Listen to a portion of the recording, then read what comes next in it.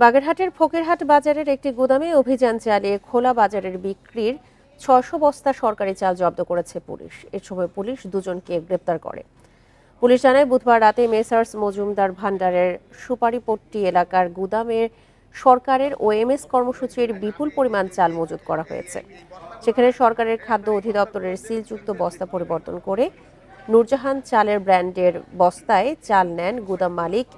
এ সময় মালিকের ছেলে আরশাদীদ মজুমদার ও কর্মচারী রসুলকে গ্রেপ্তার করে পুলিশ। জব্দ করা চাল বগুড়ার একটি ব্যবসায়ী প্রতিষ্ঠানের কাছ থেকে কেনেন ব্যবসায়ী প্রফুল্ল মজুমদার।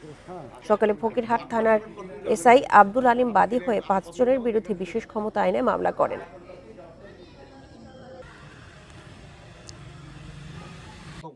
কয় বছর যাবত এই ব্যবসা চলছে আপনাদের? এটি প্রথম আনা হয়েছে আগে। এখন তাহলে টোটাল বস্তা কতগুলো? আচ্ছা, আপনি এই যে